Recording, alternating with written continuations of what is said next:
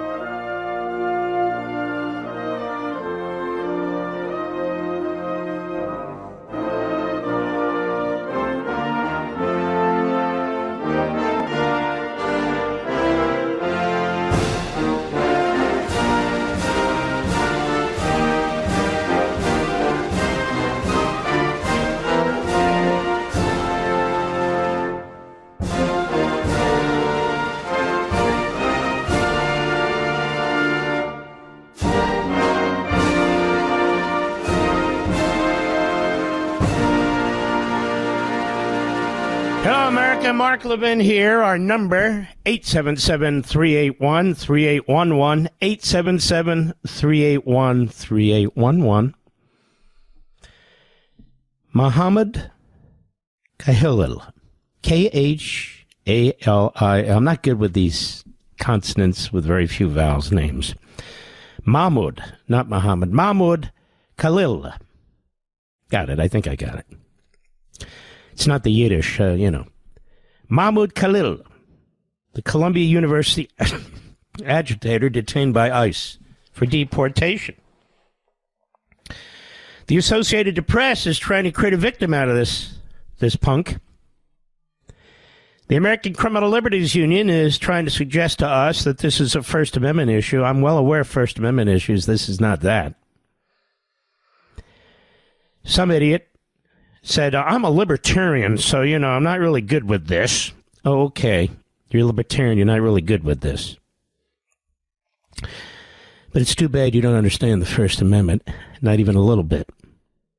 Over at the New York Post, they apparently do. Chris Nessie writes, the Columbia University grad taken into custody by federal immigration officials Saturday is a Palestinian former student. So there you go. He's trespassing. And known campus agitator. Immigration and Customs Enforcement agents aided a Columbia-owned apartment inhabited by Mahmoud Khalil, who fronts a radical group, Columbia United Apartheid Divest, CUAD, which sympathizes with terror groups like Hamas and Hezbollah and calls for the end of Western civilization. In other words, this is a terrorist front group. It's a propaganda operation. If I had to guess, it's funded by, at least in part, Qatar, Iran, all that. According to Lincoln, Khalil briefly served as a political affairs officer with UNRWA, the UN agency that supports Palestinian refugees, actually, to more accurately put it, New York Post, that supports the Hamas terrorists, which was stripped of tens of millions in federal funding after an explosive report that some of its members took part in the October 7 Hamas attack against Israel, in which 1,200 people were killed. Khalil and his group, CUAD, been at the forefront of chaotic and at times violent campus protests at Columbia University and Barnard College. See, that's not First Amendment for the geniuses out there, dating back to at least last spring, which have resulted in injuries, damage to buildings, and have struck fear into the hearts of Jewish students and faculty. What else do we know about this lowlife? After receiving his undergraduate degree in Beirut, Khalil, born in Syria in 1995, enrolled at Columbia, where he earned his graduate degree at the School of International Public Affairs in December, was a driving force behind many of the anti-Israel protests, building takeovers, and encampments that have plagued the school for more than a year. I'm a libertarian, not First Amendment. No, it's not, morons. According to his lawyer, Amy Greer, Khalil is a permanent U.S. resident with a green card. Uh-oh, green card, that's trouble for him. He served as CUAD, that's the group, lead negotiator with the school's administration on numerous occasions, including during last spring's Gaza Solidarity encampment, during which scores of tents were erected on the Ivy League school's campus lawn. You at least have him for trespassing, but for this guy, you got him for more. He was suspended from Columbia last April for taking part in the demonstrations, but it was reversed the next day due to lack of evidence. Khalil told a BBC reporter at the time. Apparently they have a lot of evidence on him now. He's been a regular fixture on news programs discussing the group's disruptive efforts, including an interview on CUAD's news network. CUAD's. Anybody know what CUAD's are? Google it. Which was done completely in Arabic. He's been pictured on campus protests dating back to last April, speaking in bullhorns, taking part in dance circles, marching draped in a keffiyeh, headscarf, and according to reports, he is married, and his 8 months pregnant wife was in the couple's apartment at the time ICE took him into custody. Oh, I'm sorry, but she's free to go with you, of course. So he's a thug. He's the enemy. They have the bleeding hearts, of course. But he's a thug and an enemy. There's simply no question about it. Time for him to go. And there'll be more. More of them are going to go. And of course, this thug, this punk, he didn't protest what's going on in Syria, did he? Where minorities are being butchered. Over 1,000 people killed, families, innocent citizens, including Christians, by the way. You don't see any activity on these campuses, do you? Protesting what Islamic terrorists are doing? No, you don't. Why is that? We know why that is. Because they're supporting Hamas and other terrorist operations. That's what these protests are all about. It's not for free speech or equal rights or some kind of benefit or what took place God knows how many years. No.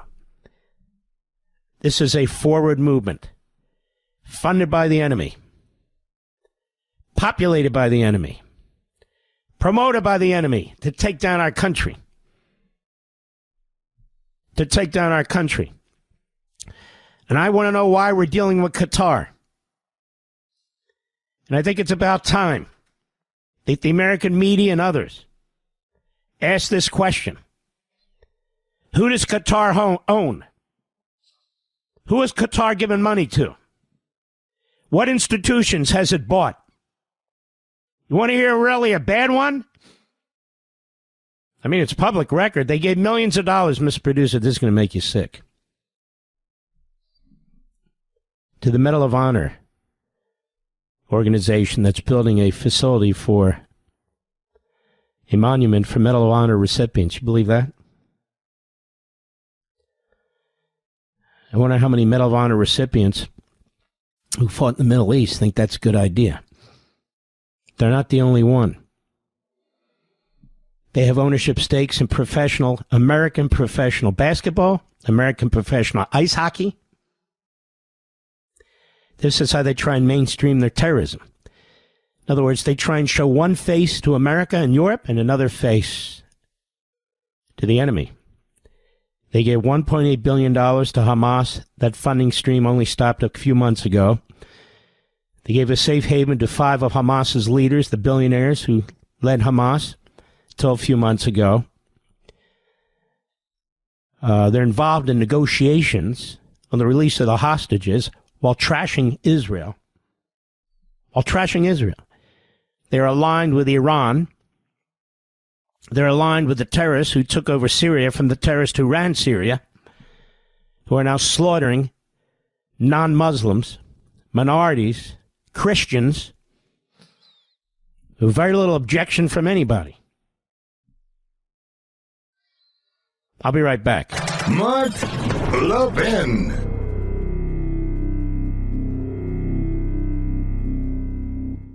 Listen, folks, if you're like me, you're passionate about protecting our American values. That's why I trust the Heritage Foundation. They're dedicated to promoting policies based on free enterprise, limited government, and traditional American values. The Heritage Foundation does more than just produce policy recommendations. They're mobilizing conservatives across the country. And right now, they need you to take action by completing their national survey on President Trump's agenda. Your responses to this survey will help guide Heritage leadership as they work closely with folks in Washington to promote your values, secure America's borders, and restore our freedoms. Here's what I want you to do. Visit heritage.org/Levin, heritage.org/LEVIN to complete your survey. It's very, very important. My friends at Heritage need you to act now to help them maximize the impact on President Trump's first 100 days. Heritage is committed to preserving our Founding Fathers' principles and ensuring that America remains a beacon of freedom and opportunity.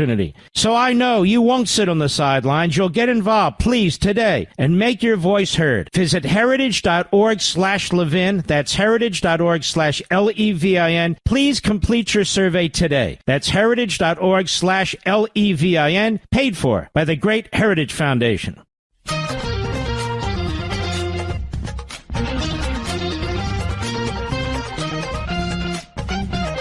We're here with our friend Eric Trump.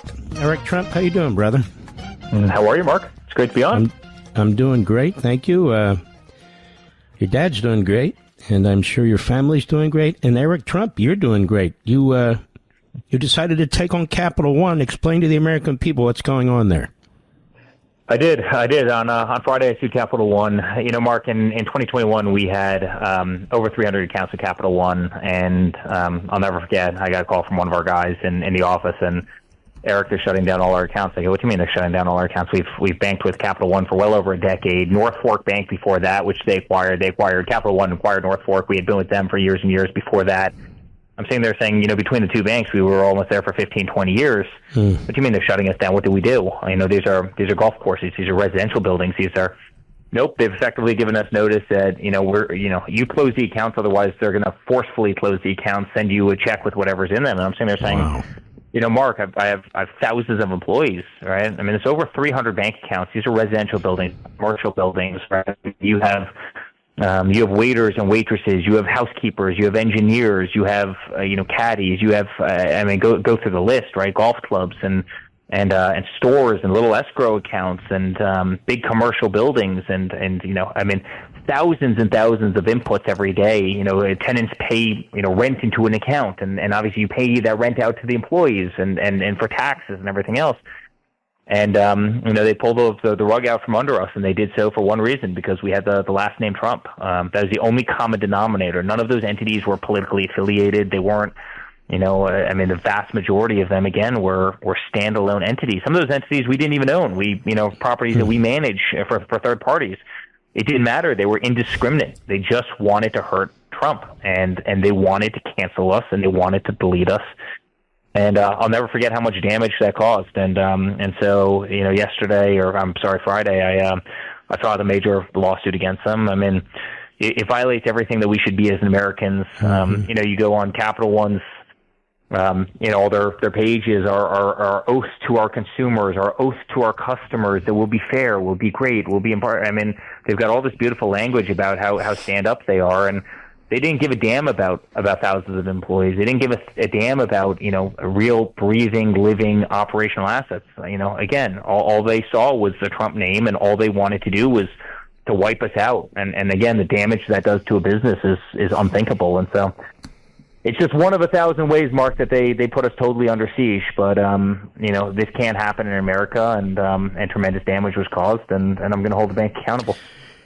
Well, I think that's great, and I think one of the reasons this is important that you're here is because we have millions of listeners. I suspect a percentage of the millions of listeners, all are customers of Capital One.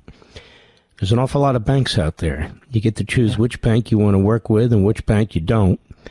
And if Capital One had a problem with Trump because it's Trump, then it had a problem with millions of us who supported Donald Trump for president of the United States. So I think it's very important for people to understand that you can speak with your money too.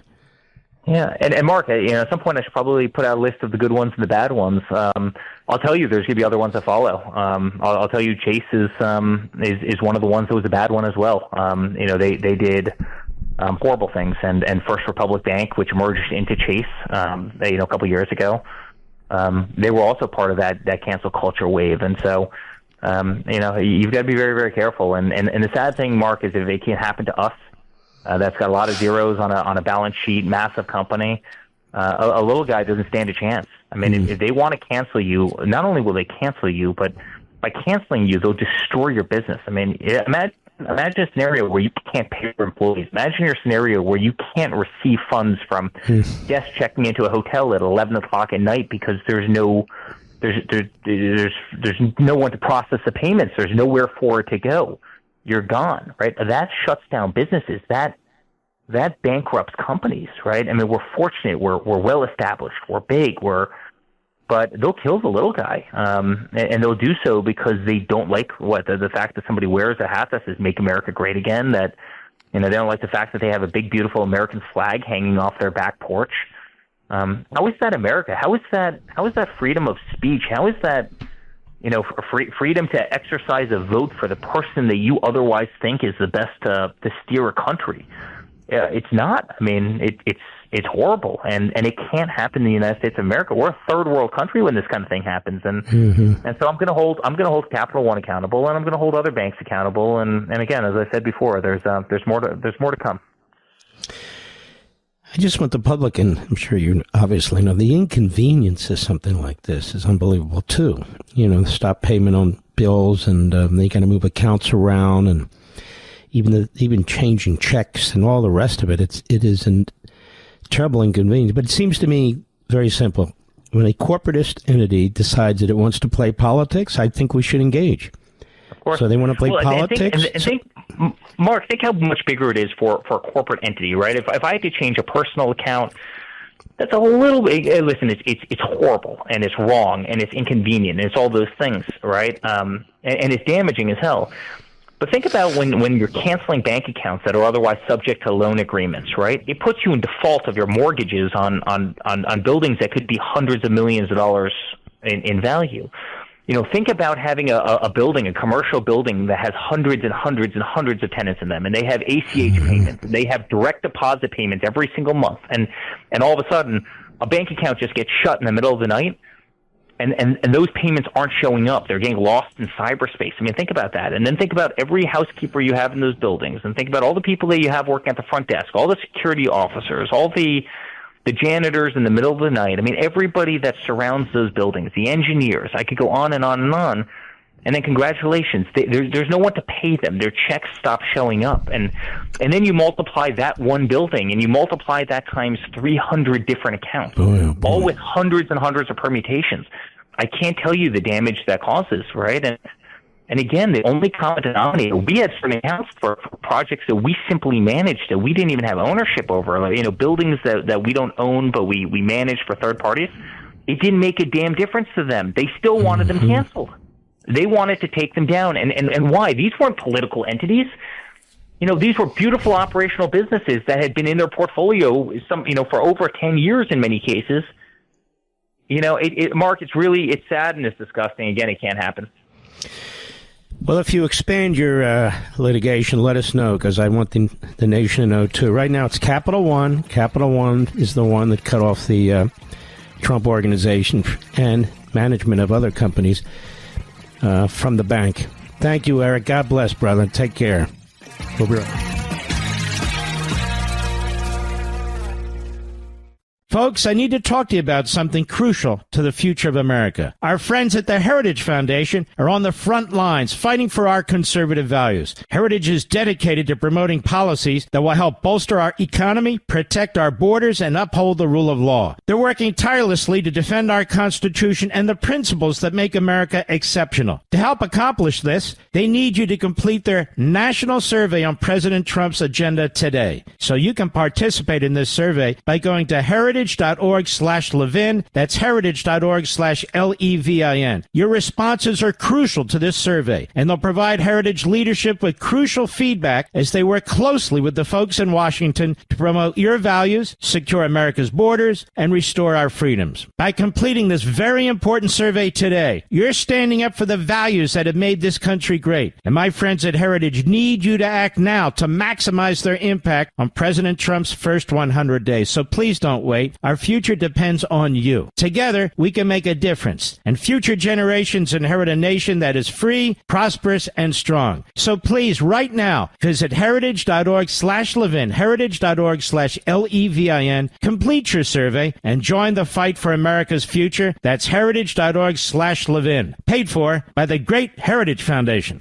Mark Levin, the thunder on the right. Call in now, 877-381-3811. Minutes ago, a federal judge in Manhattan, appointed by Barack Obama, who else, blocked the removal of ABC News, calls this guy a Palestinian activist. He's no Palestinian activist.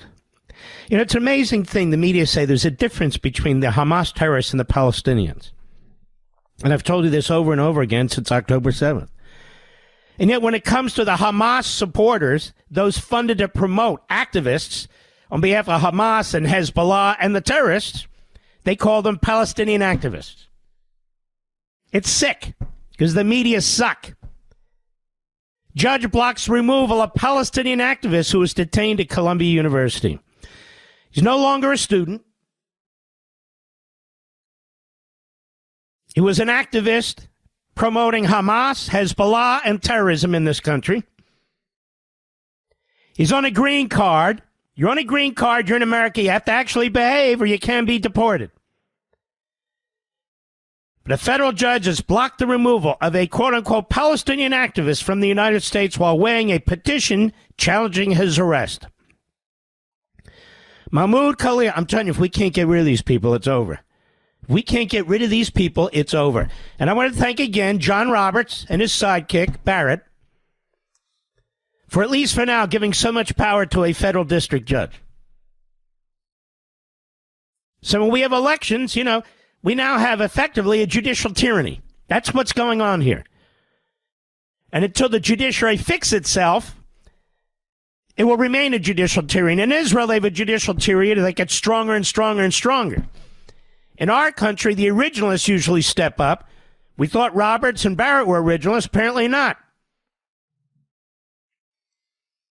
So it can't get fixed unless they fix it. Or unless Congress is able to cobble together enough votes, including a supermajority in the Senate, which it's not going to restrict the jurisdiction of these district courts, which they created. Mahmoud Khalil was arrested by ICE at Columbia University over the weekend. He's not even a student. What's he doing there? Despite having a green card, they said. A green card isn't a ticket to do whatever you want. Sparking an outcry from civil rights groups. This is the way it's written.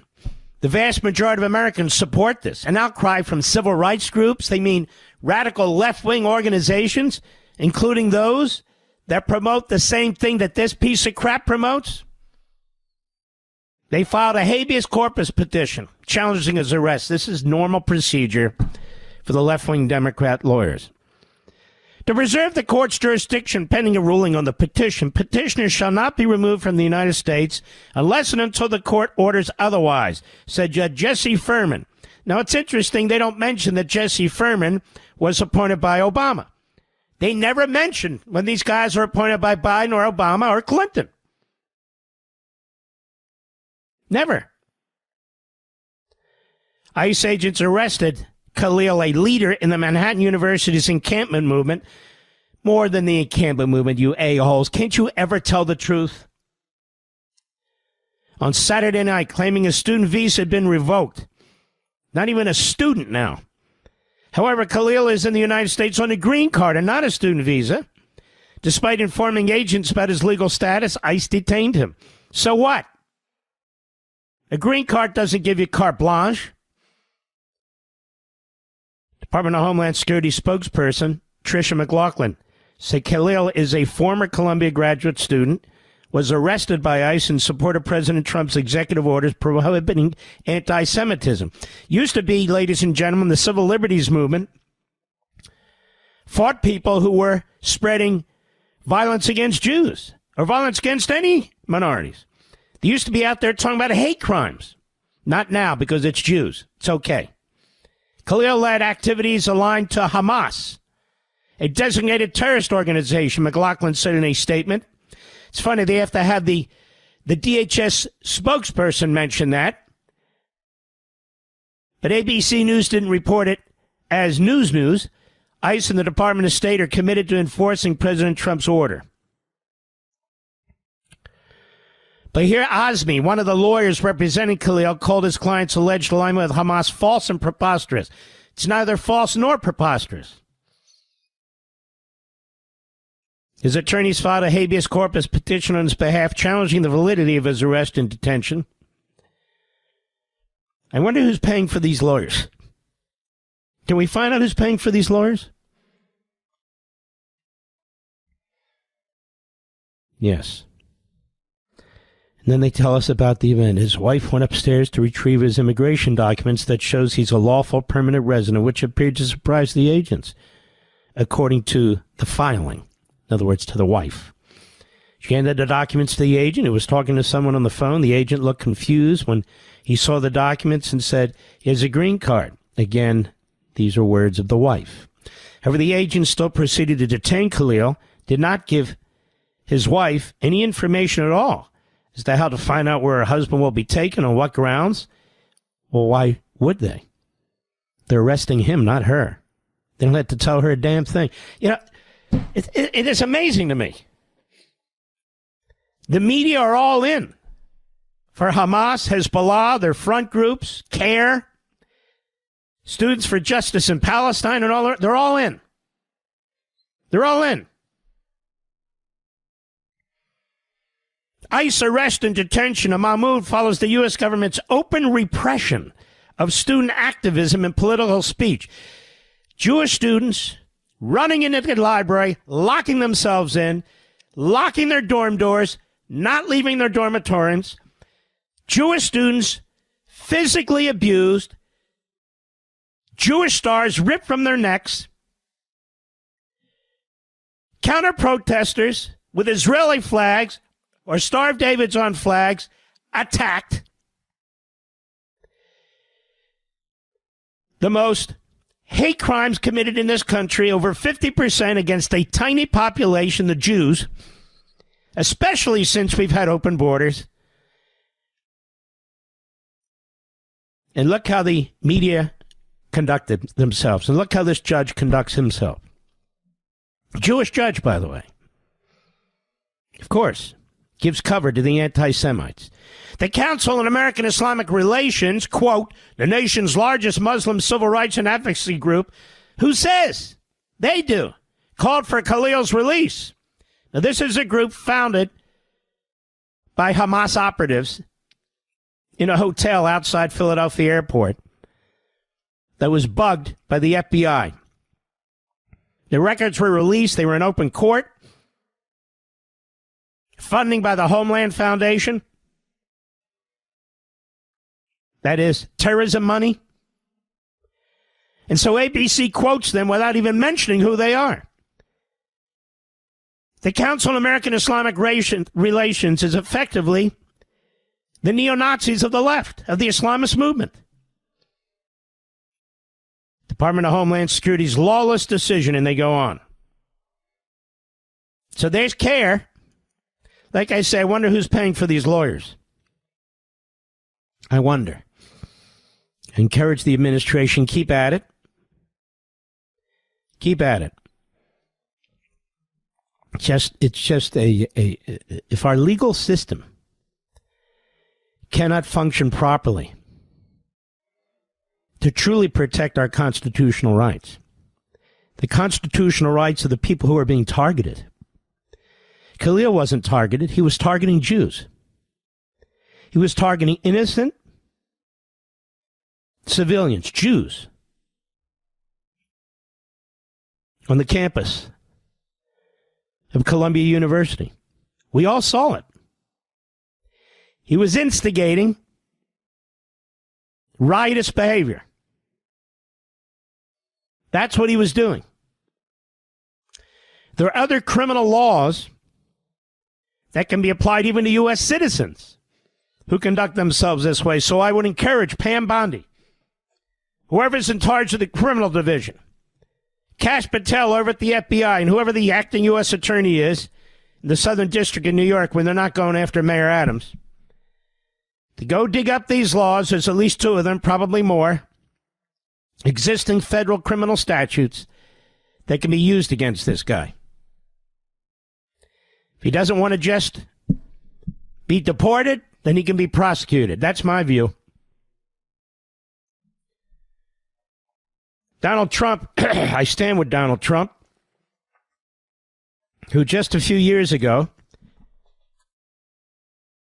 in his first term as president, June 9, 2017,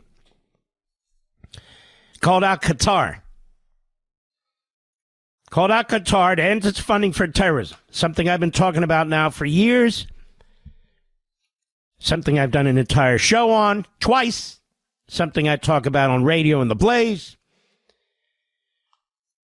But President Trump himself, I stand on his shoulders when he calls out Qatar. June 9th, 2017, hat tip, memory, MEMRI, outstandingsite.org. Got one, go. I addressed a summit of more than 50 Arab and Muslim leaders, a unique meeting in the history of nations, where key players in the region agreed to stop supporting terrorism, whether it be financial, military, or even moral support. The nation of Qatar, unfortunately, has historically been a funder of terrorism at a very high level. And in the wake of that conference, nations came together and spoke to me about confronting Qatar over its behavior. So we had a decision to make. Do we take the easy road, or do we finally take a hard but necessary action? We have to stop the funding of terrorism. I decided, along with Secretary of State Rex Tillerson, our great generals and military people, the time had come to call on Qatar to end its funding. They have to end that funding and its extremist ideology in terms of funding. I want to call on all of the nations to stop immediately supporting terrorism, financial, military, or even moral support.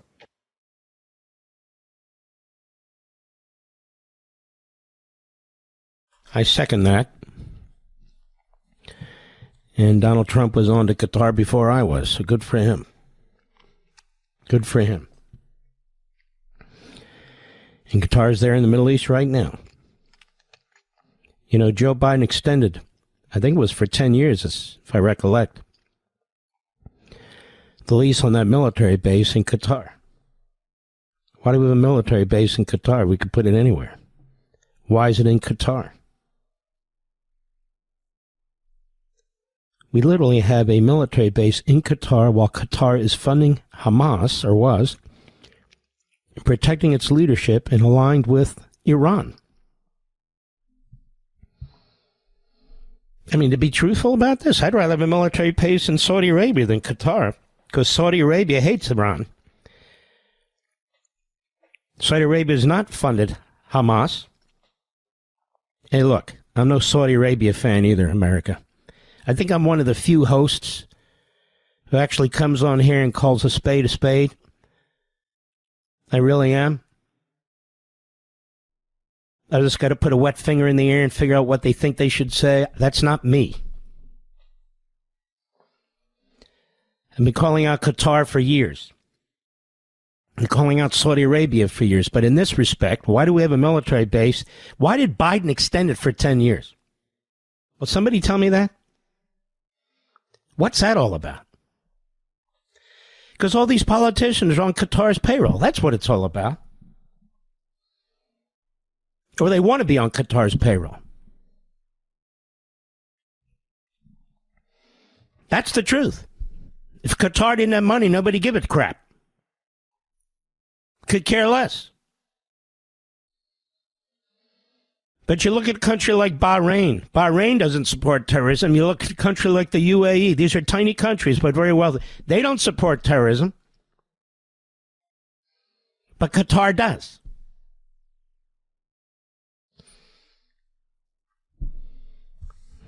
It's disgusting. And by the way, members of the media have been feted by Qatar, taken junkets, paid for by Qatar, have been brought to Qatar, have played golf in Qatar. The media, too. You know, Politico was on the take by the U.S. government, USAID, right? Other organizations, too. Media organizations. The media organizations and reporters. You know, Al Jazeera is the state-owned, state-run media propaganda mouth for Qatar. Pushing its anti-Semitism, pushing its anti-Americanism. Constantly. That's our ally? Seriously? We need to get this right. I'll be right back. Mark Levin.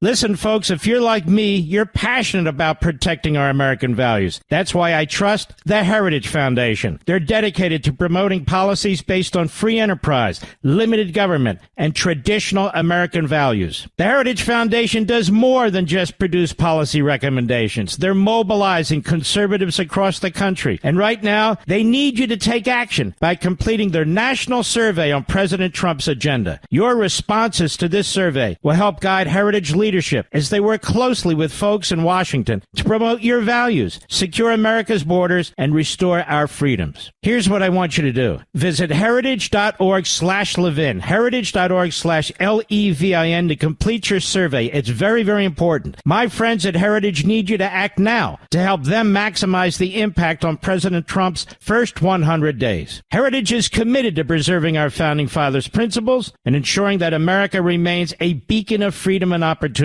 So I know you won't sit on the sidelines. You'll get involved, please, today, and make your voice heard. Visit heritage.org/Levin. That's heritage.org/Levin. Please complete your survey today. That's heritage.org/Levin, paid for by the Great Heritage Foundation.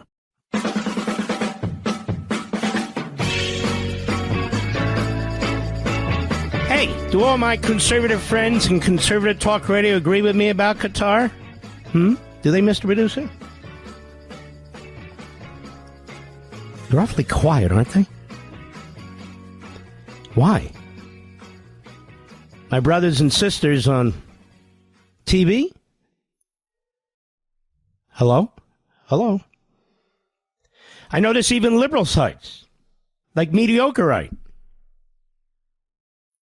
Dan Abrams, not a word. Silence.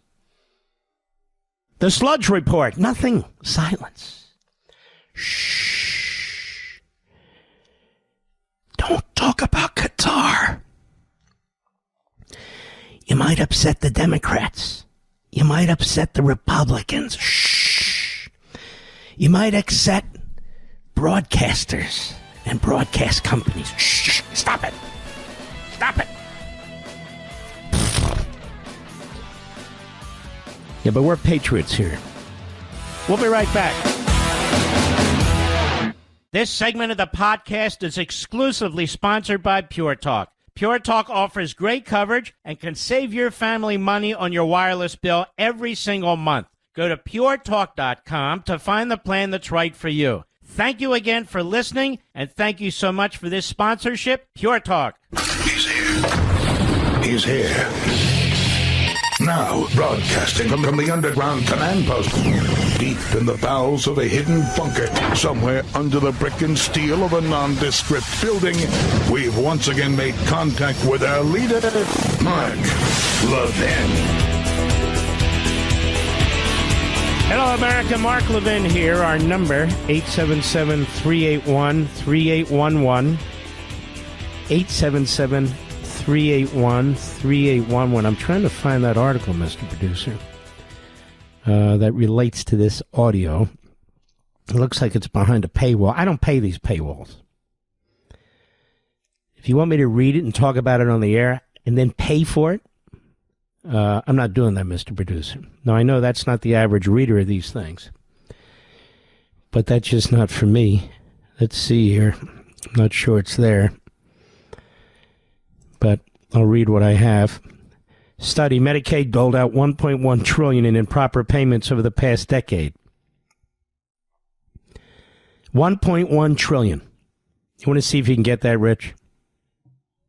Okay, thanks, buddy. If we get it, I'll read it to you. $1.1 trillion in the past decade. And so here's Hakeem Jeffries. Hakeem Jeffries, you see, he doesn't care about waste, fraud, and abuse. I explained this at length last week on this program, on Blaze. I explained it at length. My opening statement Sunday night on Fox. They built this whatever you want to call it. And there is no waste, fraud, and abuse as far as they're concerned. Because any effort to rein in spending, rein in the employees, rein in the regulations is an effort to rein in the Democrat Party. You see what I'm saying, America? It's very important to understand this. You know, Karl Marx said in the Communist Manifesto that there'll be a period of despotism, and that's the way it has to be, meaning murder, mayhem, so forth. Now, I'm not saying the Democrats say that, of course, but what they are prepared is a period of chaos, fraud, waste, and abuse. Who cares? The goal here is one-party rule. And you can't have a constitutional republic with one-party rule, can you? You can't have any form of democracy with one-party rule, can you? Not in reality, you can't. And so that's what they're all about. That's why they hate Elon Musk and Donald Trump. That's why they attack these quote-unquote young people. That's why. Because they don't want any chink in the armor of this government within a government that they've created. That's a power base.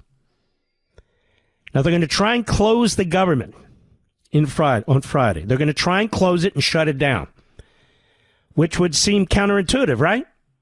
They're the ones always defending every penny of government and every inch of the bureaucracy. But that's just the battle. It's not the war. The battle is they're prepared to shut down the government to win the war. They have the American people turn. The American people insist that government not be cut, even waste, fraud, and abuse. So they view this as their opportunity to create mayhem. And the fact that their entity, their creation, pretty much, you have to suffer a week or two, is a battle that's worth losing in order to win the war. I hope you understand what I'm saying. I know you do. I know you do. And so the fact that Medicaid doled out $1.1 trillion in improper payments over the past decade means nothing to them. So what? Well, Mark, doesn't that hurt Medicaid? Of course it does. But they figure they'll raise more taxes, create more debt, more annual deficits. So what? Who cares? Well, it creates more inflation. That's all right. They'll just blame it on everybody else. They're not there to protect you. They're not there to protect your job. They're there to exploit you and exploit your job, especially if you lose it. Especially if you lose it. So here's Hakeem Jeffries in a video message. Actually, yeah. GOP is trying to cut Medicaid. Now, I've explained this at some length to you folks. Friday, with the help of Betsy McCauley, in her wonderful column in the New York Post, people who are qualified to be on Medicaid will continue to get Medicaid. But if you're 29 years old and an able-bodied male who can work but don't work, haven't sought a job in a period of time, you're expected to work 20 hours a week. 20 hours a week. That's not asking a whole lot, is it, ladies and gentlemen? And if you don't get Medicaid. If you're an illegal alien, you're going to be pushed out of Medicaid too. The Democrats are furious about this. So they want people, they want mothers with 3-4 kids. They want people who are truly poor and destitute. People who are handicapped, as an example, perhaps, and they can't work, whether they're physically or mentally handicapped and so forth, and can't work and need help. They want you to believe that's who's being cut. That's not who's being cut. That's not even what's being proposed. And what's interesting is they haven't even yet proposed what I'm telling you that they want to do. So here's Hakeem Jeffries. This is what the Democrats do. They want to scare the crap out of you. Cut 7, go. We have them on the run in terms of health care, particularly as it relates to Medicaid. House Democrats stand on the side of Medicaid and the American people. Republicans are trying to enact the largest cut to Medicaid in American history. How come he doesn't explain what it is, and how come not a single report, even though this is a video, will come up to him and say, actually, this is what the Republicans are doing. You have a problem with that? Go ahead. And we need to keep the pressure on them legislatively and in communities all across the country. This guy's such a lightweight, by the way. He can't even control his own members. Like last Tuesday when they made fools and asses of themselves. He can't even control his own members. Go ahead. With you, we will be able to continue to do that. And we have them on the run with respect to the GOP tax scam. Have them on the run? What does that even mean? What does he mean, tax scam? President ran on not only maintaining the tax cuts from his first term, but expanding them to tips, to people who are on Social Security, to people who are helping elderly people and others handicapped at home to care for them. And overtime. How's that a tax cut for billionaires? And how's that a tax scam? Again, this entire bloated, massive bureaucracy, the contours of which we don't even know, to be perfectly honest with you, is their edifice. It's their government within a government. This is what they rely on. This is what they need, and they're not going to give it up. And they're not going to start chipping away. They're not going to admit that it's got serious problems, that it loses up to $500 billion a year, according to the government's accountability office, the GAO, not me. $50 to $100 billion in fraud and Social Security every single year. Now we have the Breitbart story, $1.1 trillion in Medicaid over 10 years. You notice they are not partners. They're not even participants in trying to determine waste, fraud, and abuse in order to secure these programs, because they have this entire underground government-related economy, government-related employment, entire underground operation that Elon Musk has bumped into and is now exposing.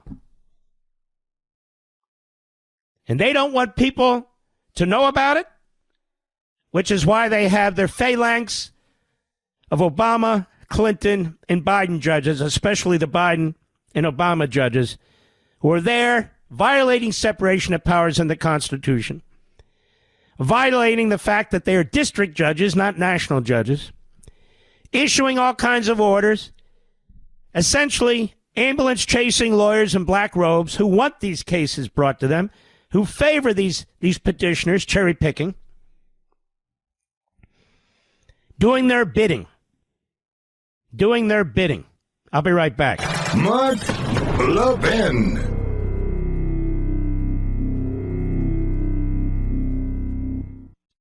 This country was founded on freedom. Freedom from a country that forced us to buy overpriced tea, then try blockading us when we dumped their tea into the ocean. How'd that work out? Well, it's time to throw your overpriced big wireless contract overboard, too. You don't need to pay $100 a month per person just to get a free phone. Pure Talk, my cell phone company, says no to inflated prices and gimmicks. With a qualifying plan of just $45 a month, you can choose a free iPhone 14 or a free Samsung Galaxy with qualifying plans. And yes, this is for premium service. Unlimited talk, text, 25 gigs of data, and mobile hotspot at a fraction of the price of the big three. All on America's most dependable 5G network. Get your free iPhone 14 or Samsung Galaxy with qualifying plans by visiting puretalk.com/Levin today. Switching is easy. Again, that's puretalk.com/LEVIN to claim your free iPhone or Galaxy with a qualifying purchase from Pure Talk. America's wireless company, my wireless company.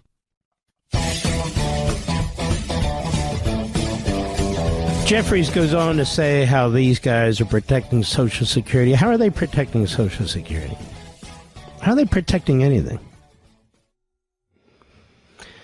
Now, the stock market cratered today. Did you see that, Mr. Producer? This is why I always talk about diversification, by the way. A lot of this is out of your control. It's out of my control. But what's not out of my control, what's not out of your control, is diversification. I'm not even reading a commercial now. I'm just telling you, diversification is very, very important.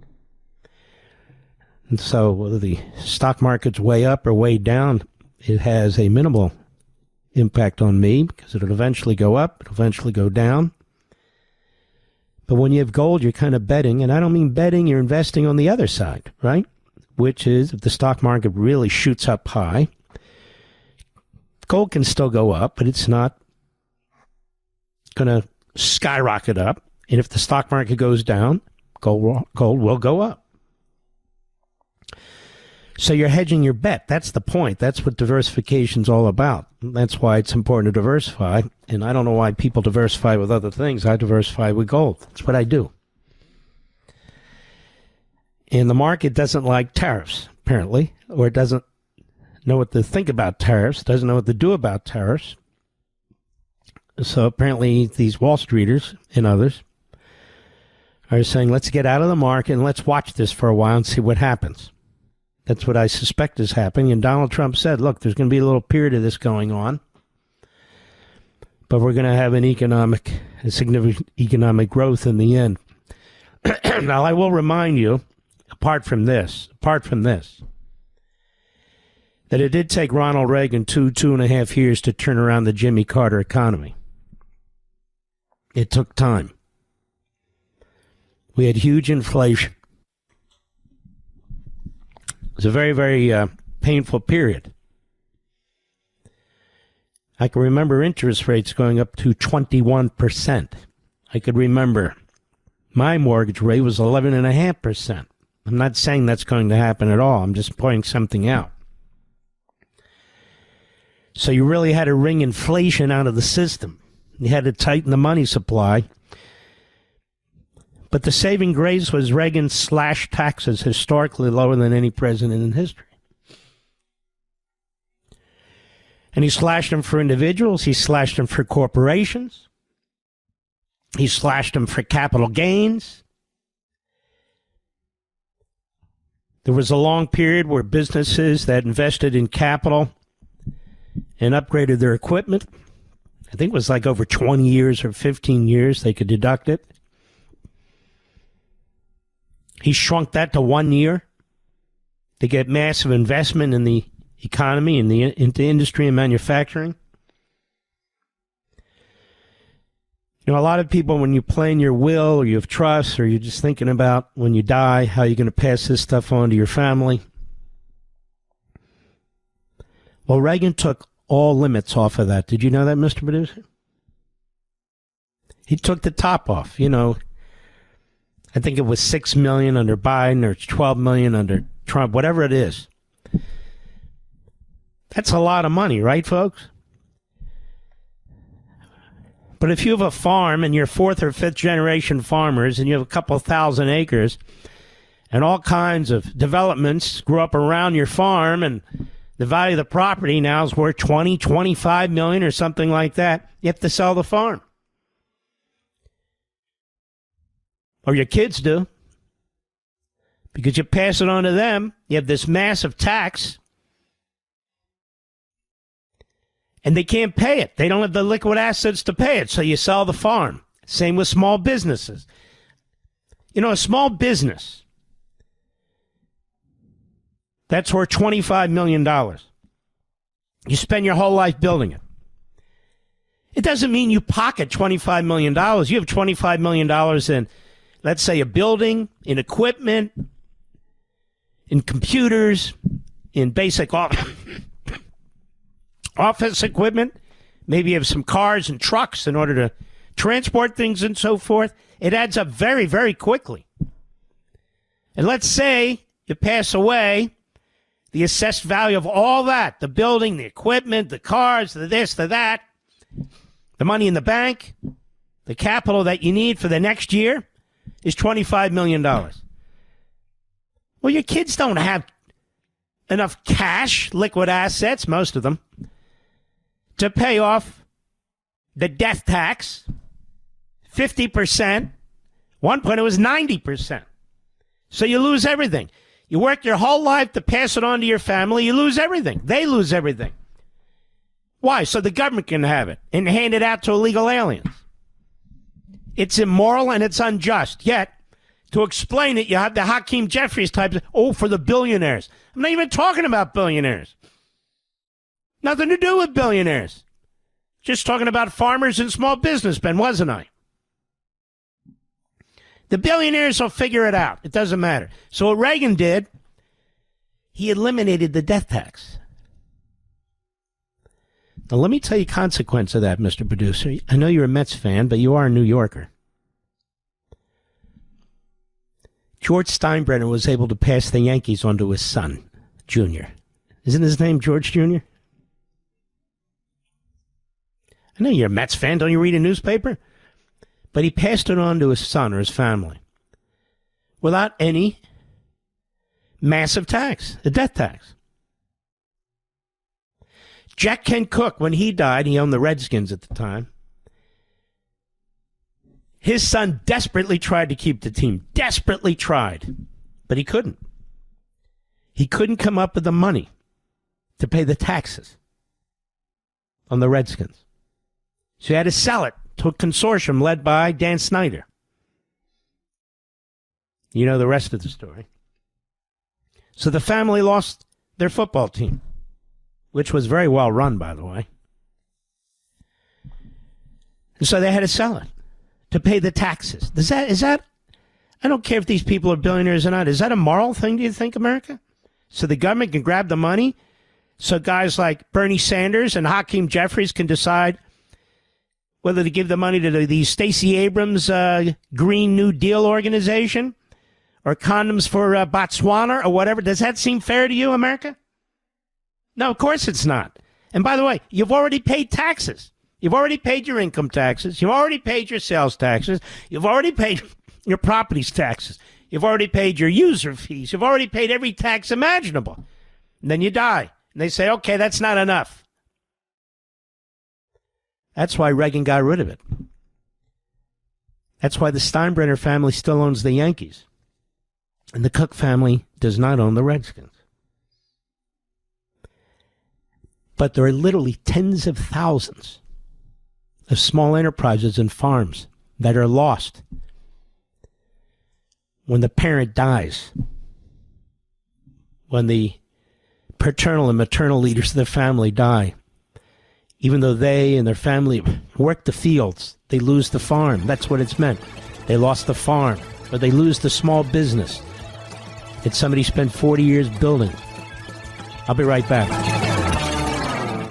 This country was founded on freedom. Freedom from a country that forced us to buy overpriced tea, then tried blockading us when we dumped their tea into the ocean. How'd that work out? Well, it's time to throw your overpriced big wireless contract overboard, too. You don't need to pay $100 a month per person just to get a free phone. Pure Talk, my cell phone company, says no to inflated prices and gimmicks. With a qualifying plan of just $45 a month, you can choose a free iPhone 14 or a free Samsung Galaxy with qualifying plans. And yes, this is for a premium service. Unlimited talk, text, 25 gigs of data, and mobile hotspot at a fraction of the price of the big three. All on America's most dependable 5G network. Get your free iPhone 14 or Samsung Galaxy with qualifying plans by visiting puretalk.com/Levin today. Switching is easy. Again, that's puretalk.com/LEVIN to claim your free iPhone or Galaxy with a qualifying purchase from Pure Talk. America's wireless company, my wireless company. Mark Levin,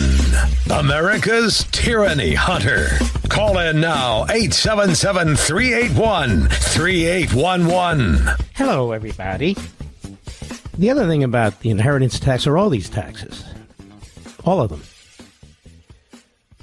You know, we had Ron DeSantis on the program last Friday, wasn't it, Mr. Producer? I think so. He was talking about the property tax. He makes a brilliant point. When is your property your property?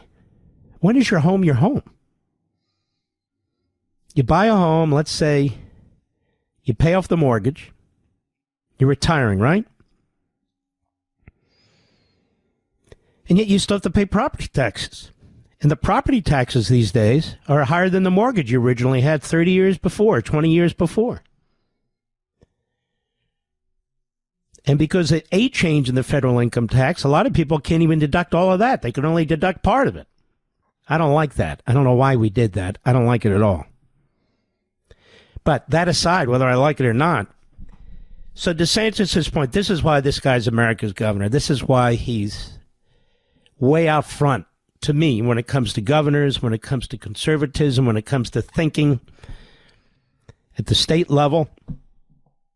There's simply nobody better. They have no income tax. How many states with no income tax have a governor that says, well, we got to deal with the property tax too? And by the way, we don't raise your property tax. These counties do. But still, the state needs to do something since basically the counties belong to the state, even though the state doesn't control their taxes. So it's brilliant. He says, he makes the point. So you've paid off your home. You think you're free and clear. They hand you the title to the house. They take it away from the bank or the mortgage company, usually a bank. And now you've got this huge property tax. Huge. Your local school board, your local city council or town supervisors, whatever the hell they are, they just keep voting, raising the taxes. Now, if you're in your golden years, as they call them, and if you're retired or near retirement, or let's say you want to work, you still work, but you don't earn a ton. You don't earn a ton. If you can't pay that property tax, you lose your home. Or you have to move. It's a matter of thinking of these things the right way. You have to move. Now, even after you've paid off your debt, you have to move. Crazy, isn't it? When you really think about it? The answer is yes, it is crazy. It's outrageous. I don't hear Governor Youngkin talking about that, or any other governor talking about that. Many of you can identify with what I'm going to say, as I said it to Governor DeSantis. It's not a matter of what I earn or anybody else earns. What matters here is who's making these decisions and what they're doing. I don't know what the people around me earn. I can tell you in Virginia, most of them do not earn what I earn. And they live in nice homes. They work hard. They get up when the sun rises. They come home after the sun goes down. Many of them work weekends. Good people, hardworking people, they pay their taxes. Well, on our street, a few years ago, they came up with a whole new nomenclature. The River District. Because 25 years ago, our homes were built on the Potomac River. And by the way, there's pluses and minuses with that, Mr. Producer. You ever see a copperhead? Well, I've seen them twice in my house. Twice. But that's beside the point. You ever see a massive snapping turtle that's like 2 feet long? Seriously. I've seen them. One was right in front of my garage. I had to wait for the damn thing to move because they'll bite your hand off. You know what's an ugly, ugly snake? A water moccasin. You ever have one of those on your patio, Mr. Producer? They have like a pointed head? Okay, that's the River District. So they decided that land's more valuable. And now, before President Trump came into office and all these people are getting laid off outside of the city, even though I'm 35 miles away from Washington, D.C., they jacked up the assessments. They jacked them way up. Mine was jacked up 25%, the value of my home. I could never get for my home the value that they've placed on it. I don't have time to go through the appeal process. I'm going to lose anyway. They have their experts. The government decides if the government's right or wrong. Pretty neat, don't you think? The government decides if the government's right or wrong.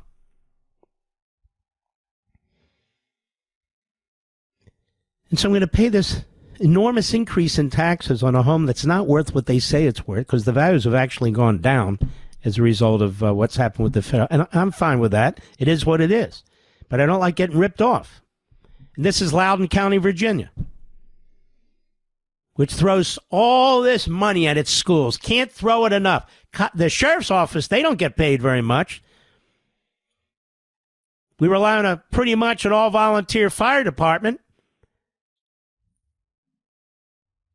Emergency personnel, those guys don't get paid much. But the schools, baby, they get anything and everything they want. Massive. And, of course, the education's declining.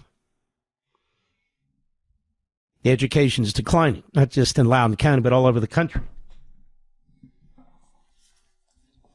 And the crap that they teach them is beyond belief. You're not even sure if they're safe. Remember all that took place in Loudoun County? He's transitioning. No, he molested my daughter. We'll move him to another school. Then he molests another daughter. He's transitioning. Anyway, so DeSantis says, look, there's something morally wrong. When you pay off your mortgage, you've paid your whole life, you're free and clear, you have your home, but you're still paying. You're paying, I mean, the county might as well be a,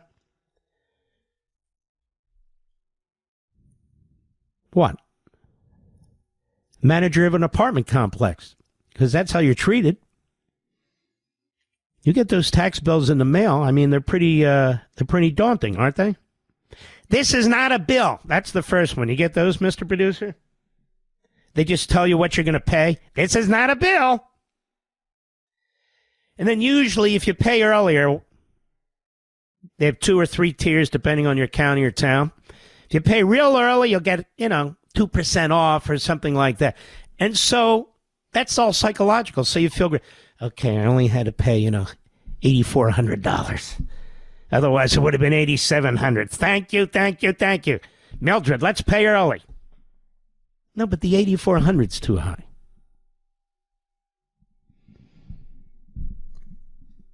Something terribly wrong about it. There really is. DeSantis is on to something, which is why I love Florida. And I love DeSantis. He just...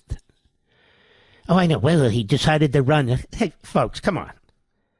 It's the nature of the beast. People run all the time. Rubio ran, and now he's Secretary of State. So what? Trump beat them, and he was going to beat all of them. Didn't matter. That hasn't stopped people from flocking to Florida, has it? No. That hasn't stopped the people in Florida who voted for Trump taking advantage of the policies, tax and otherwise, that DeSantis has put in place. No. They like him, and they like the policies. And so do I. And so do I. But there's something about the property tax and this inheritance tax and all these other taxes. So when I hear this Hakeem Jeffries, oh, they want to destroy Medicaid. Oh, they want to shut up, you idiot. You moron. They're already destroying Medicaid.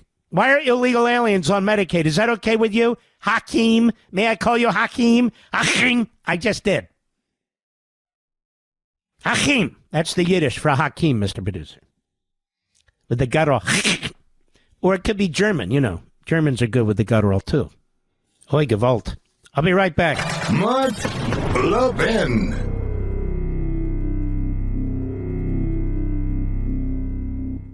This country was founded on freedom. Freedom from a country that forced us to buy overpriced tea, then try blockading us when we dumped their tea into the ocean. How'd that work out? Well, it's time to throw your overpriced big wireless contract overboard, too. You don't need to pay $100 a month per person just to get a free phone. Pure Talk, my cell phone company, says no to inflated prices and gimmicks. With a qualifying plan of just $45 a month, you can choose a free iPhone 14 or a free Samsung Galaxy with qualifying plans. And yes, this is for a premium service. Unlimited talk, text, 25 gigs of data, and mobile hotspot at a fraction of the price of the big three. All on America's most dependable 5G network. Get your free iPhone 14 or Samsung Galaxy with qualifying plans by visiting puretalk.com/Levin today. Switching is easy. Again, that's puretalk.com/LEVIN to claim your free iPhone or Galaxy with a qualifying purchase from Pure Talk. America's wireless company, my wireless company.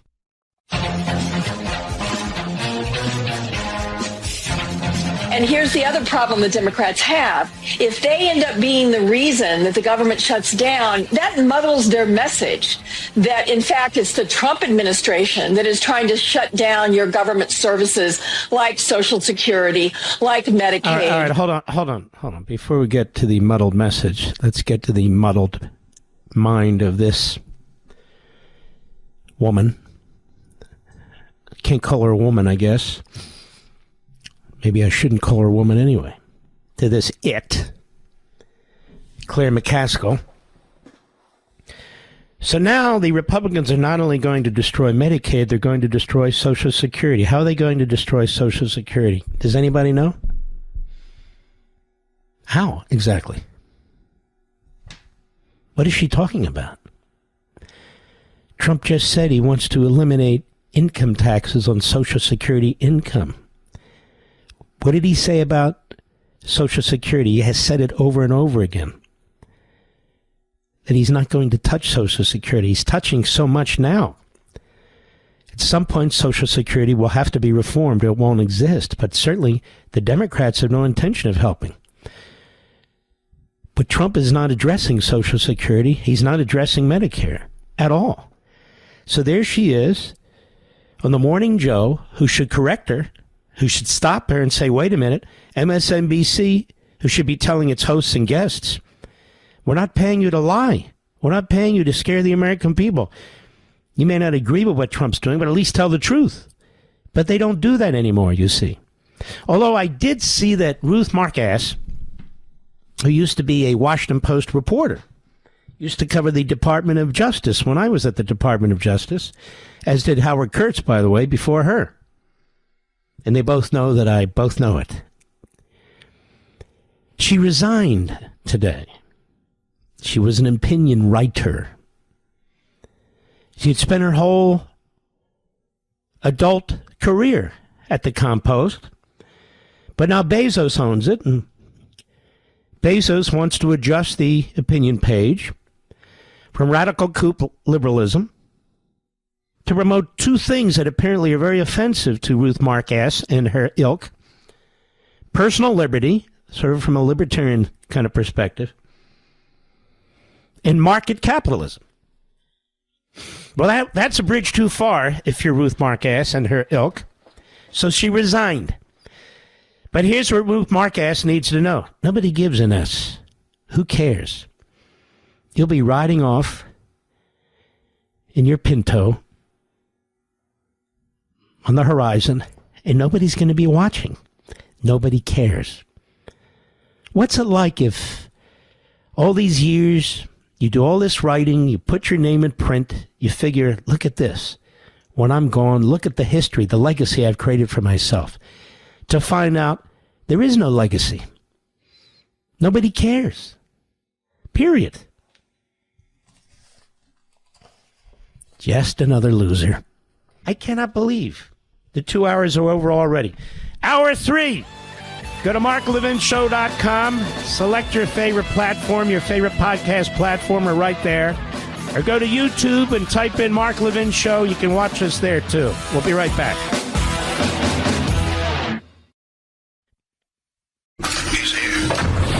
He's here.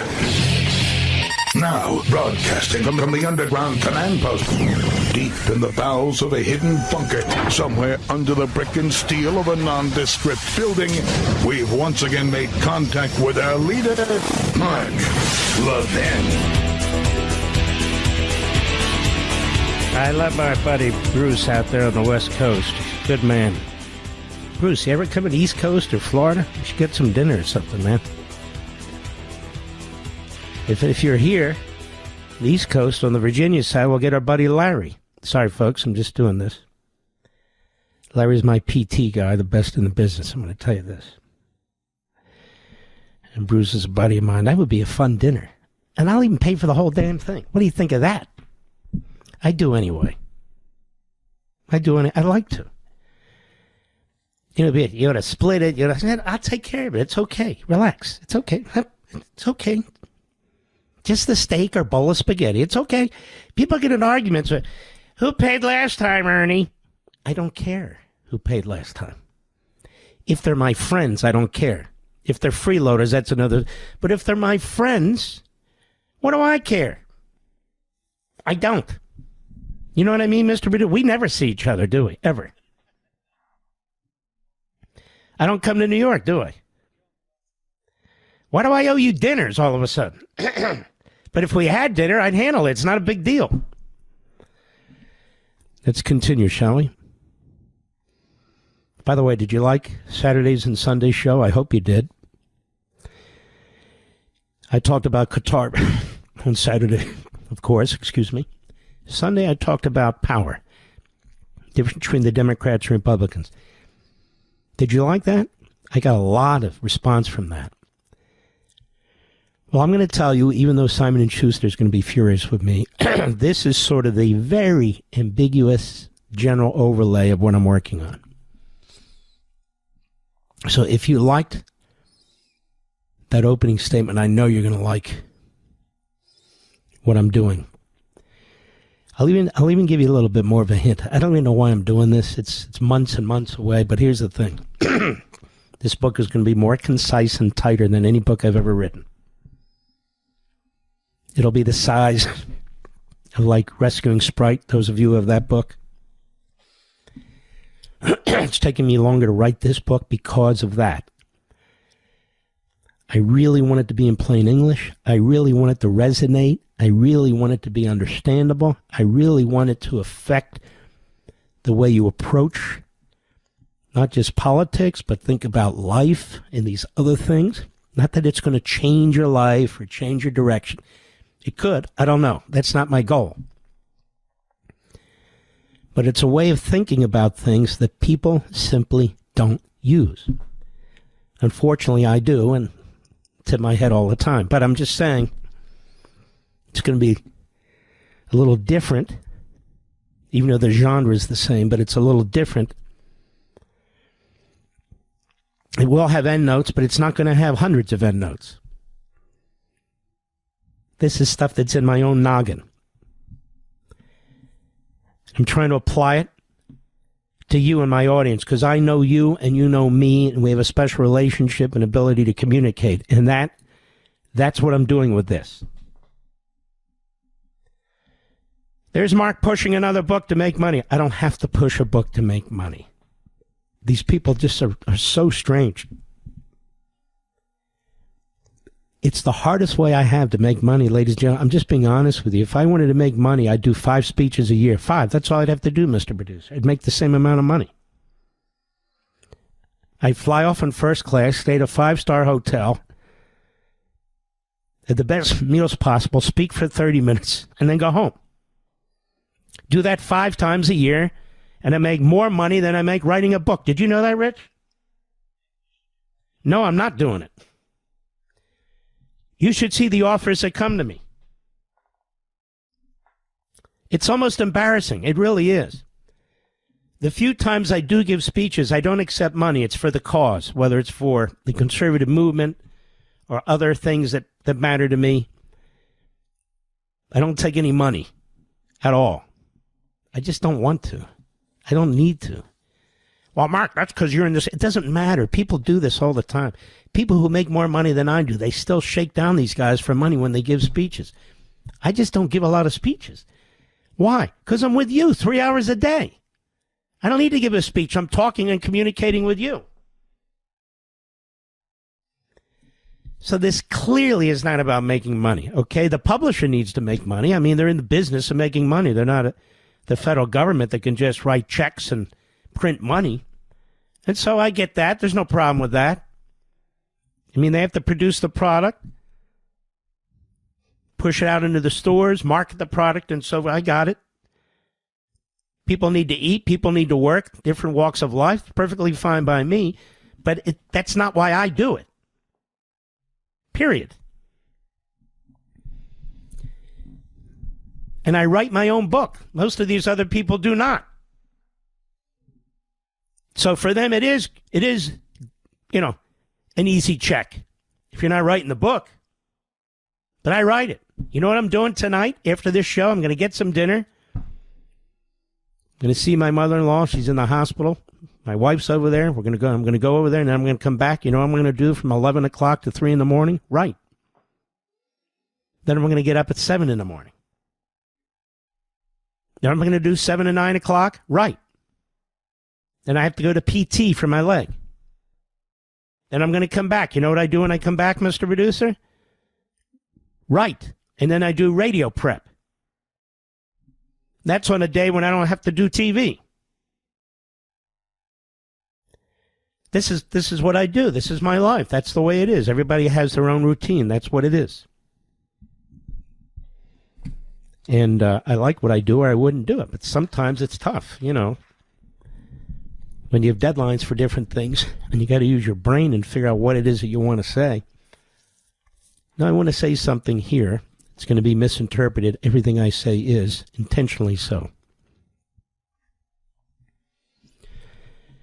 I want to begin this statement by making the point that it is a position I've held my entire life, that I have voiced on this platform of radio for nearly a quarter of a century, that I have voiced at Fox for nearly 9 years, that I have voiced at The Blaze for nearly 9 years. You don't negotiate with terrorists. Is that a surprise to anybody that I would say that, Mr. Producer?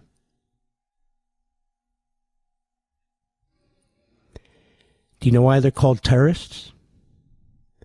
Because they don't abide by any rules. They don't fight wars like armies. Their entire objective is to destroy the civil society, to target the most innocent people, the children and the women. People in their homes, people in restaurants, people in their cars. To kill them in the most miserable, monstrous ways imaginable.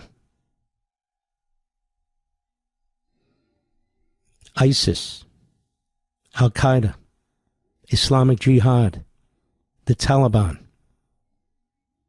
Hamas. For moral reasons And for practical reasons, you don't negotiate with terrorists.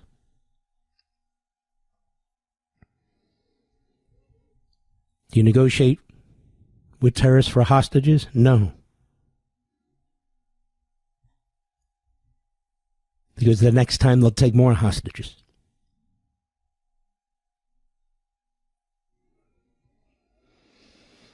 The left in Israel is very diabolical.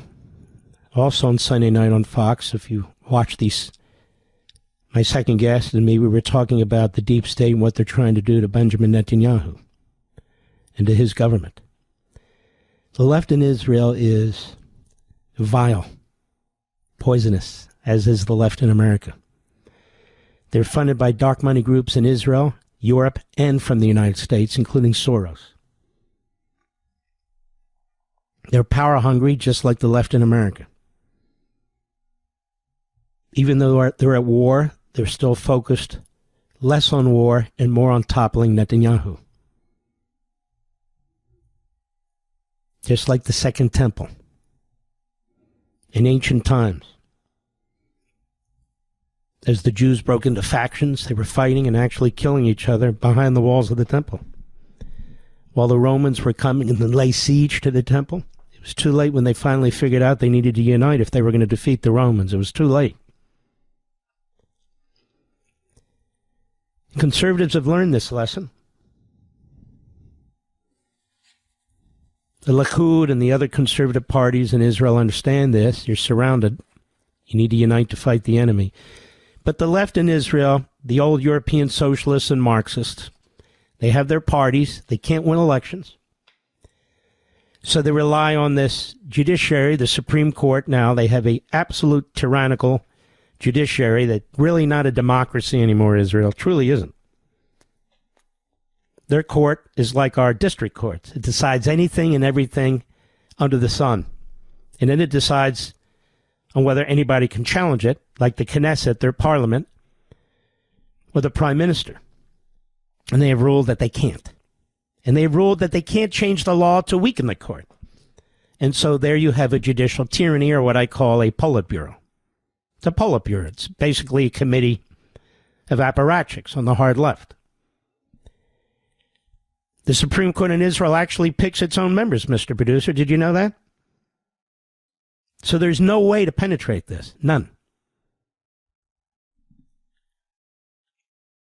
There's Benjamin Netanyahu fighting and defeating Hamas, fighting and defeating Hezbollah,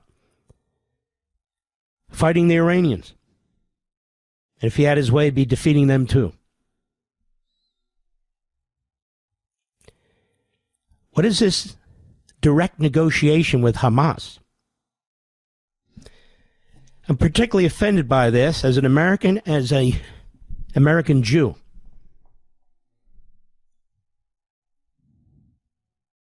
It was 500 or so days ago when they were raping the women, gang raping them, cutting off their breasts, shooting them in their vaginas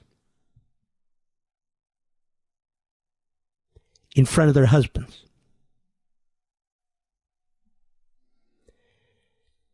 It was just a little over 500 days ago when Hamas was tying infants together with wire and setting them on fire alive in front of their mother and father.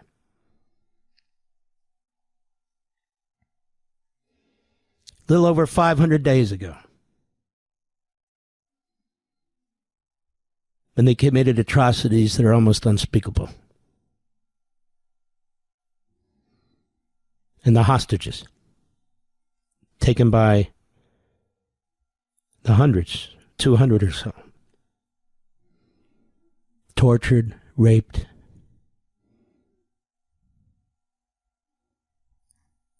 Some lost limbs. Executed. Slave servants.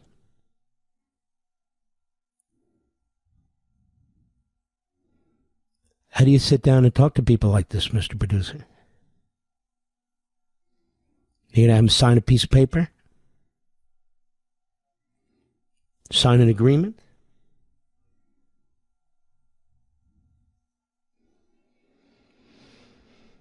No, there's right and there's wrong. And on top of that, I heard their guy over the weekend. Pretty cocky guy. Considering how thin his experience is. Trashing the Israeli leadership that's not in favor of this.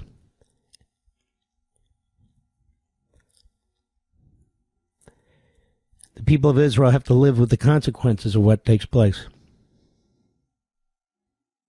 The results. It really is problematic when you're talking more kindly about Hamas than you are about Benjamin Netanyahu and Ron Dermer and the leadership in Israel. I don't think the American people have a stomach for that. Just my own thought. Oh, he's defying. Oh, he's attack. No, I'm not. I'm giving an opinion that I've had from the beginning, decades and decades ago. I'll be right back. Mark Levin.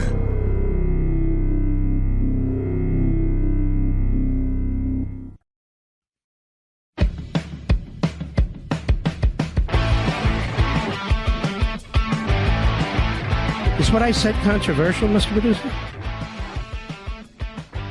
I asked my fellow Americans, is what I said controversial? I don't think it's controversial in the least, do you? No, I don't. I don't think 500 days after 9/11 we'd be happy negotiating with the Taliban, do you? I think we were still trying to pulverize them, weren't we? No. Just my personal opinion. I don't like it. We'll be right back. Mark Levin, the great one. The great one, Mark Levin. Dial in now, 877-381-3811. So the left listens to this program, monitors it, or they go to marklevinshow.com and they play the audio rewind. What can we say here that could be controversial? Right, Mr. Producer? I just want to tag this right now. Donald Trump and I are buddies. We are close. We have enormous respect for each other. Nobody's coming between us. Nothing's coming between us. Not stupid articles, not stupid commentary from the left, from the libs, from the websites, or anything else. My opinions are well known. That's the way it is. There's no slight, there's no defiance. Period. Sounds like Ronnie has to go out, doesn't it, Mr. Producer? But he doesn't. Anyway, there are mature discussions, understandings. That's what people do, all of us, all the time. It's what husbands and wives do. It's what other family members do. So in the left and the media, because they march in lockstep, they're goose steppers. They have the boots to prove it. One direction, only one direction. That's their mentality. That's their belief system. It's not President Trump's. It's not mine. That's not the way it works. That's not the way real life works, that everybody agrees on everything all the time. That's not normal. It's simply not normal. I adore the man, and he has said that he adores me, and that's the truth. Absolute truth. He's going to be one of the greatest presidents in American history. He truly is. He truly is. And if the economy turns sour for a period of time, it'll turn back. The Democrats wish it wouldn't.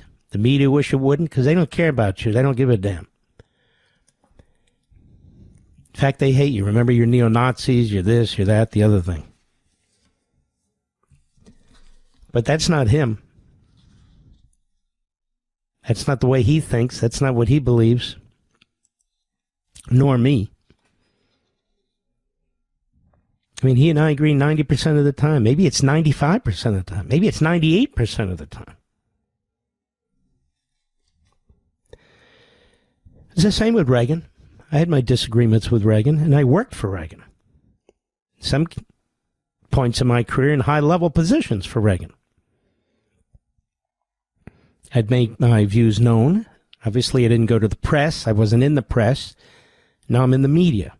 I wouldn't say I'm in the press. Journalism is not for me. It's not what I do.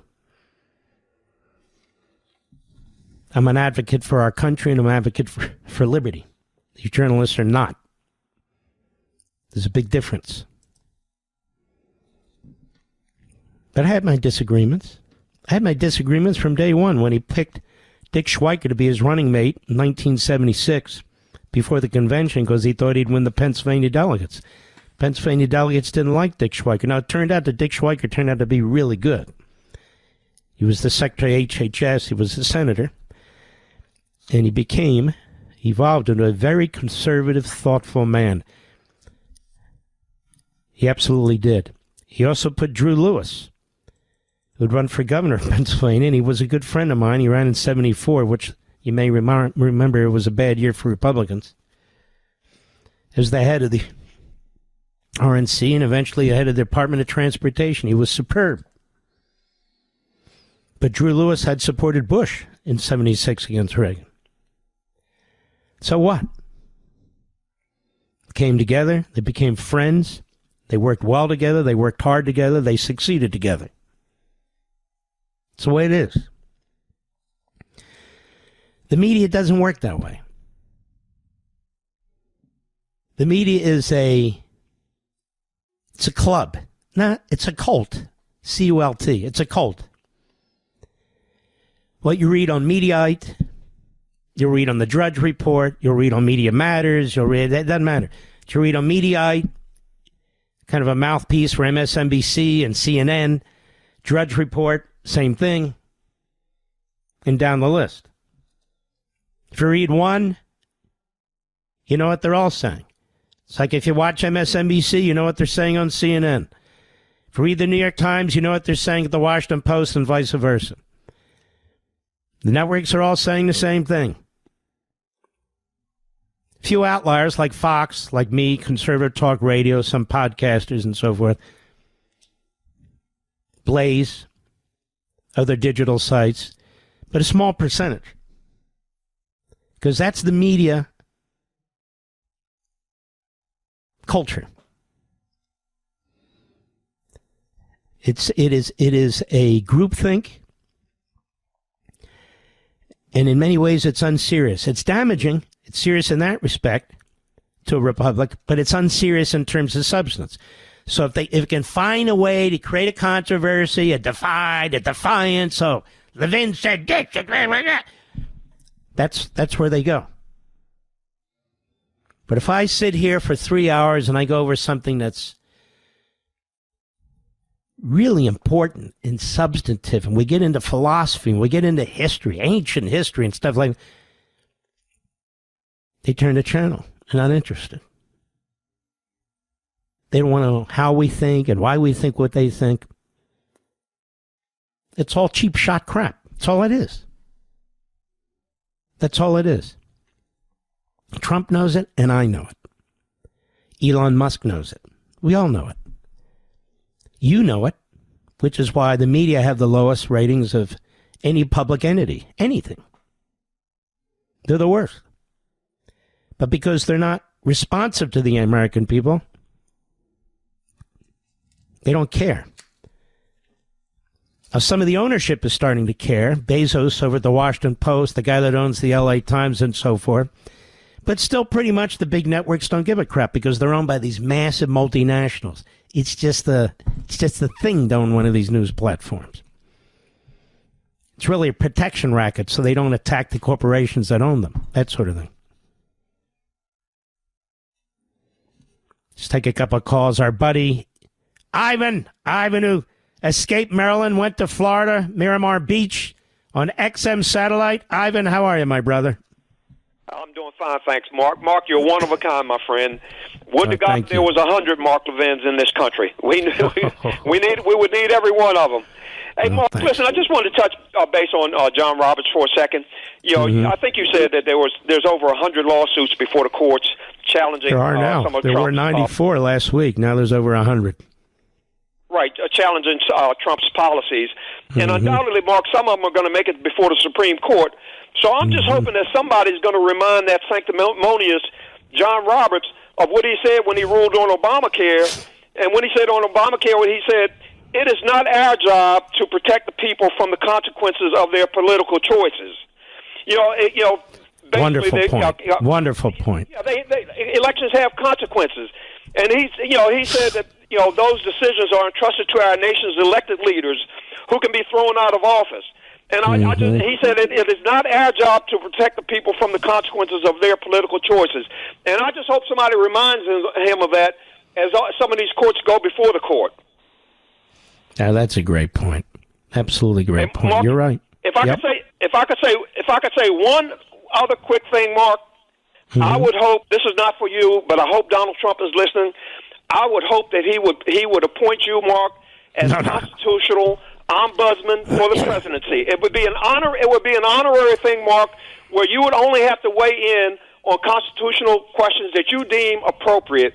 But the constitutional ombudsman for the presidency, it spells out cop, Mark, and that would drive the left crazy. Well, you're a sweetheart, but I don't seek it and I don't see it. So if I called him and said, I want to be this, I think he'd seriously consider, but I'm not. I'm doing what I want to do, Ivan. This is what I want to do. I want to talk to my people, my audience, the Levinites out there who love this country. We've been through a lot together, almost a quarter century. We helped elect Donald Trump. We helped move the Tea Party. We're helping to do so many wonderful things and spread the word of Americanism. There's nothing I'd rather do than what I'm doing right now. Ivan, God bless you, my friend. We'll talk later. Take care of yourself. All right, let's see here. Let's take another call, slip another call in here. Let's go to Eric, Mobile, Alabama, XM Satellite. Very nice part of the world. Eric, how are you?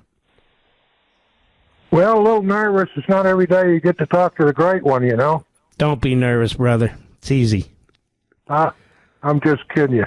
Yeah. Anyway, I was just trying to butter you up a little bit. Anyway, look, I call about SBA. I know that Elon and his merry band of musketeers are starting to report back from what they're finding at the SBA. And, of course, they went through $1.2 trillion of pandemic money. What I want to point out, and I know how much time I got, I can't talk to Trump, but you can. You got 1 minute. A lot of us, we were declined repeatedly.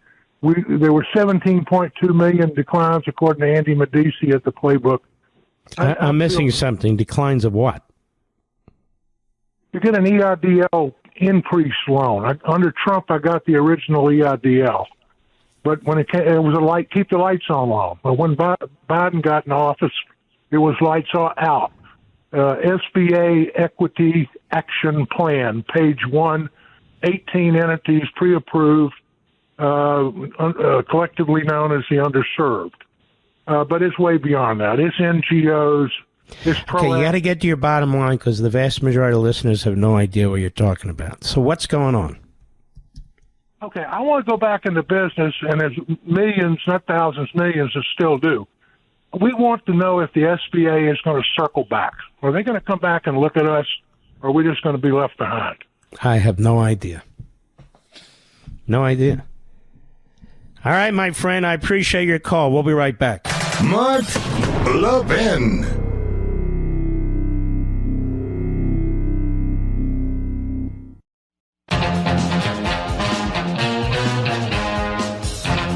The Democrats, as I pointed out about a couple of weeks ago, seem to think that by using the F-bomb and similar words, they're going to persuade their voters, they're going to persuade you of the wisdom of their ways.